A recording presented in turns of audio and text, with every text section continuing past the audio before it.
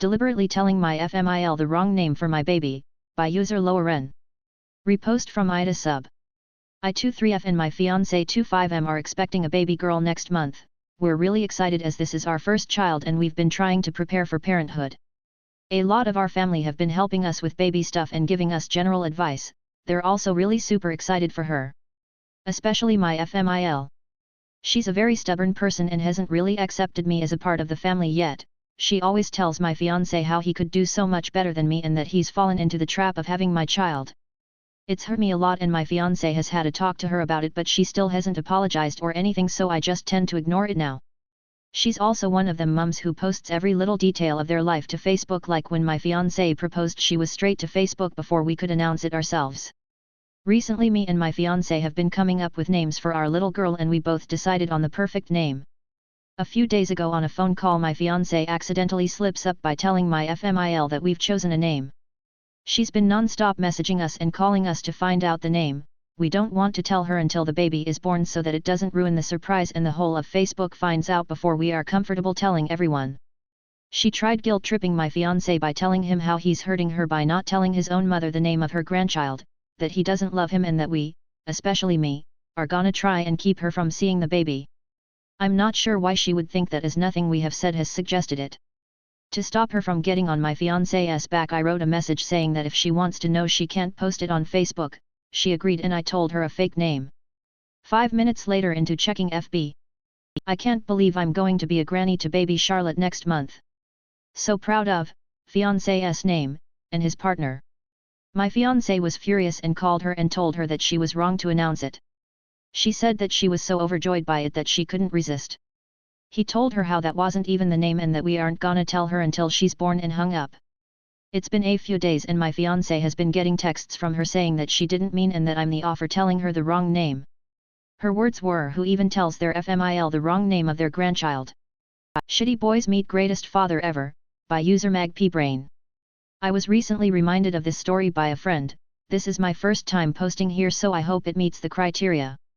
I'm not a native speaker and this didn't happen in the US. It happened a couple of years ago. I'm not sure exactly how many because I have ADHD and time is an unknowable thing, but camera phones existed so it can't be that long ago, right? It also didn't happen to me personally, I just got to be a gleeful bystander. So some, undeterminable, time ago I was at a train station. This station had a shopping center attached to it. Sort of where the station part ended and the shopping part began there was an escalator. There were lots of escalators, but this is the only one relevant to the story, with one side going up and the other going down. I was grabbing a quick drink from a stand near the escalator and then I was planning on going down into the city center. While I was making my way over to the escalator I suddenly heard a young girl yell out, "Holy shit, did you just grab my ass?" Right behind her were two teenage boys who were laughing and holding up a phone, obviously recording the whole thing. The boys were POC. I won't tell you what ethnicity because I don't need whatever racist takes Reddit comes up with, I'm only mentioning it because it becomes somewhat relevant later. Now I do not do confrontation in general, but this kind of bullshit overrides whatever anxiety usually gets in the way and I was ready to make my way over there and give those two little shits a piece of my mind, and also see if the girl was okay and needed some comfort. Turns out I needn't have bothered because right behind them was the girl's father, who was not amused and physically grabbed the two boys by the back of their shirts and hauled them over to the side and laid into them. This man was a freaking giant, BTW. I swear he was easily 2m tall and extremely muscular. Picture the mountain from GOT, but significantly more hairy and you've got a good approximation of this guy's build. Pretty much immediately after Mountain Dad grabbed the boys their parents showed up. I assume they were waiting to meet them at the top of the escalator.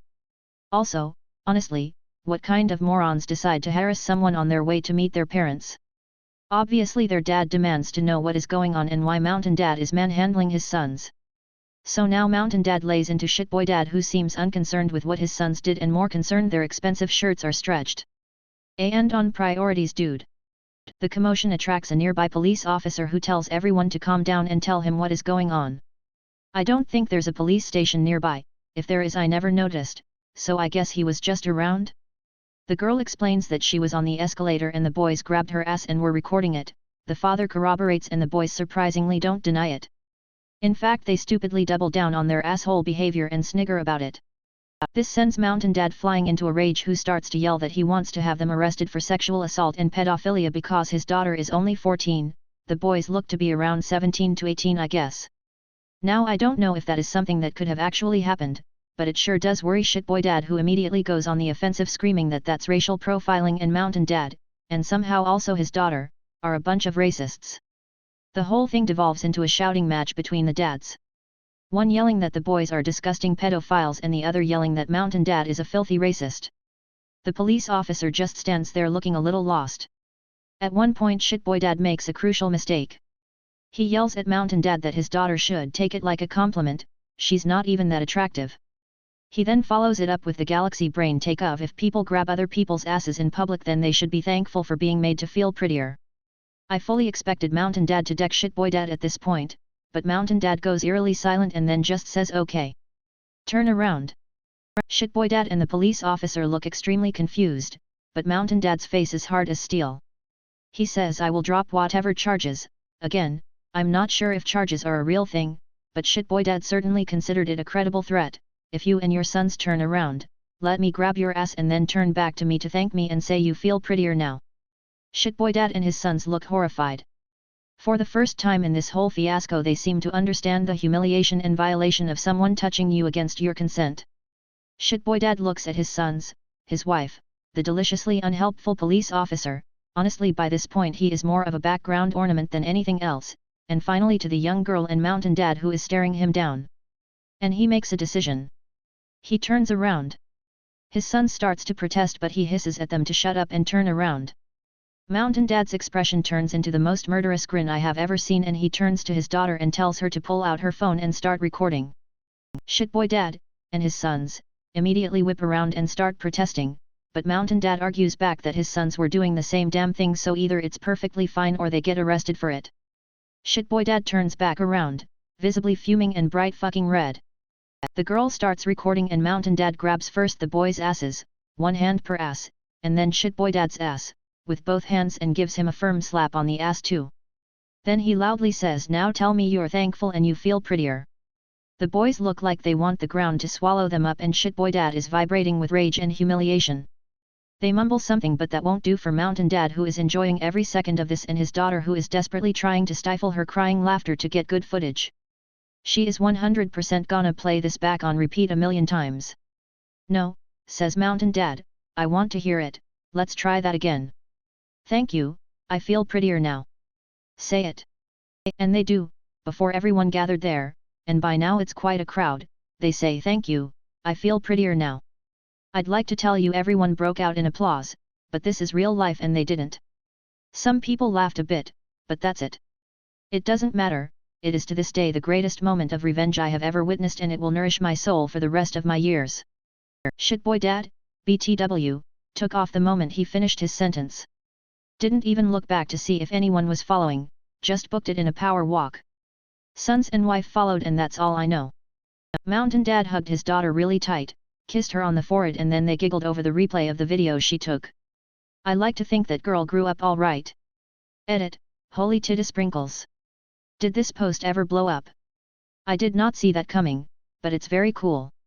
I want everyone to know I read all the comments even if I didn't reply to all of them.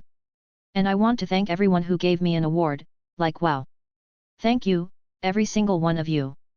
There were also lots of people who complimented me on my writing, thank you very much. I'm not a native speaker but being good at English is definitely a point of pride for me, so the compliments really mean a lot, thank you all. I would also like to take a moment to acknowledge the people who have commented about their own experiences with sexual harassment and assault. I see you, you are loved, and I am happy this post made you laugh. Finally, I am an idiot. Lots of you said you would love to see that video which made me realize I had never before looked for it. It literally never occurred to me, like an idiot. I've been on a YouTube crawl ever since, but so far no luck.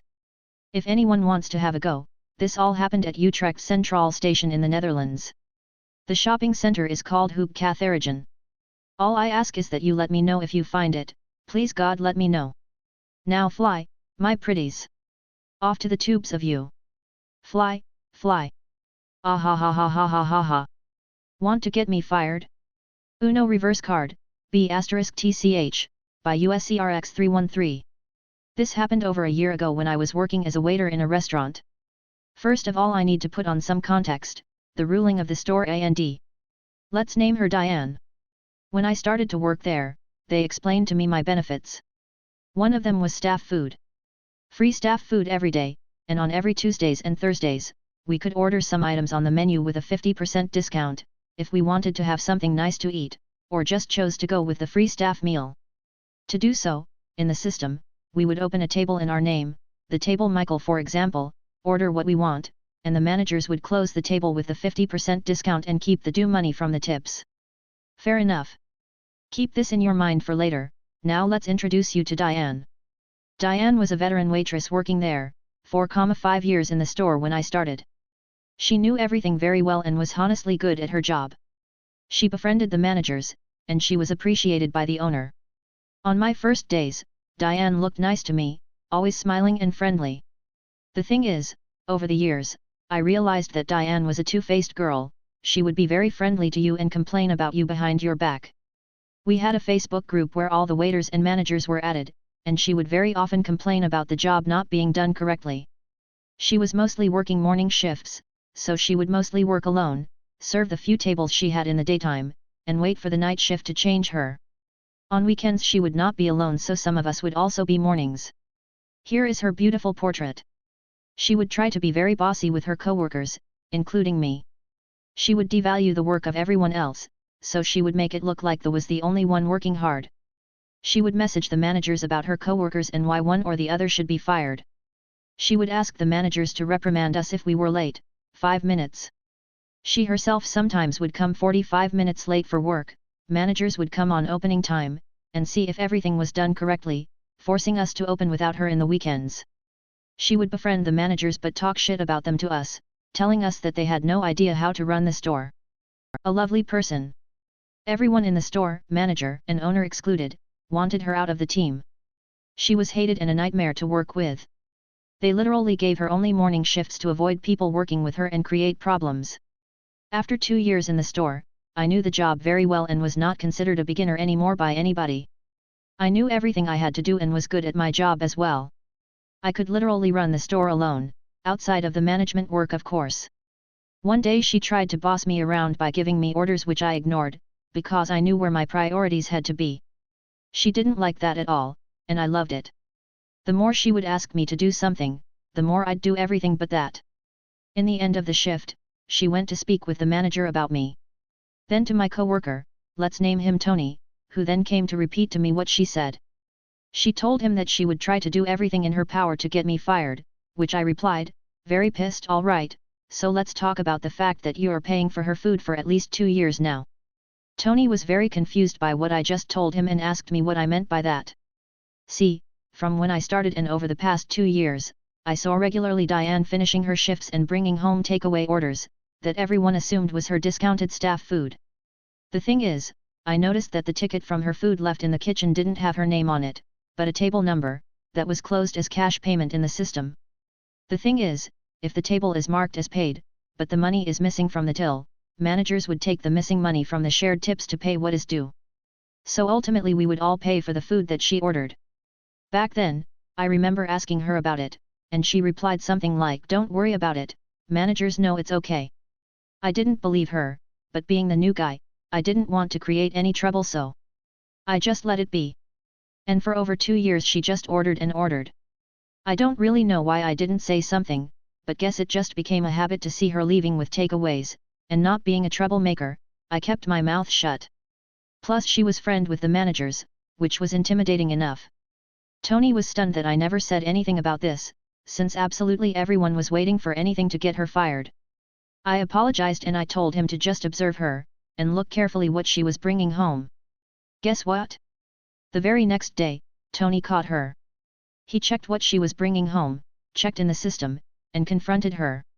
She started stuttering and panicking, trying to quickly get out of this situation, and then just headed home. Tony then told the managers what happened, who confronted her by text messages. She tried to play it as a misclick, then said that she would pay it, but nothing could trick the managers. She lasted until the end of the week and then got removed from the team. We shared her tips and rejoiced over our defeated enemy in the Facebook group. I even took a warning for offering shots to everybody, celebrating her firing. Worth it, would do it again.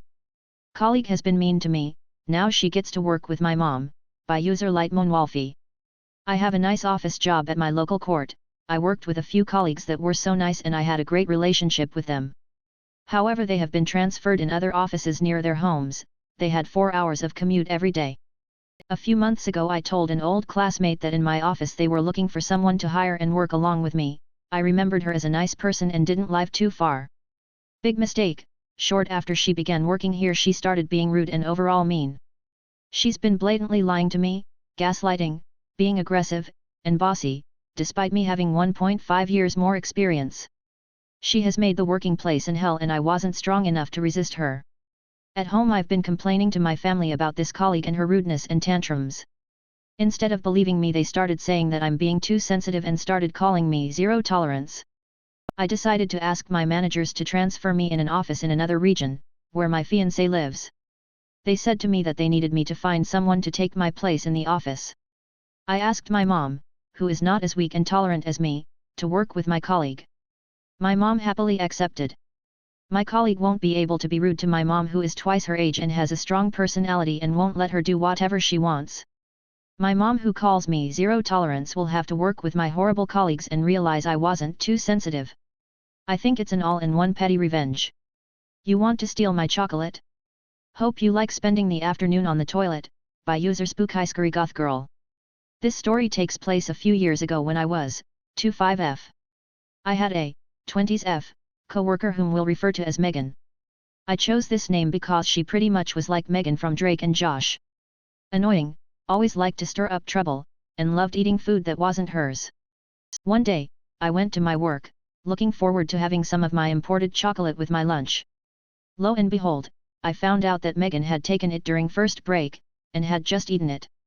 Now, at the time, we all knew it was Megan doing it, but nobody had any 100% solid proof other than food only going missing on the days she was there. She didn't work full-time, and she was only in 3 days a week. Anyway, so I decided it was time to make her pay. No one eats my chocolate and gets away with it. That night, I went home and baked some brownies with chocolate chunks in them. The next morning, I brought in 2 separate baggies. The first contained regular brownies, nothing special about those.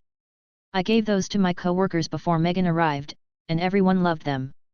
The second bag was marked with my name and placed with my lunch. What no one else knew was, the 2 brownies in my lunch bag didn't contain normal chocolate chunks. I had instead laced those with chocolate laxative squares, about 2 or 3 in each one. The trap was set. Like clockwork, first break came and went. I didn't check if she had taken the brownies, but I didn't have to wait long to find out. Not long after first break, Megan had to frantically leave her desk and nearly sprint to the bathroom. 4 desks away, I'm trying not to laugh. She comes back a considerable amount of time later, but before long, she's back up again. This repeated several more times, until I'm pretty sure Megan's insides were more or less empty. While she never said anything, I think most people worked out what had happened. The upside is, Megan never stole food at that place again.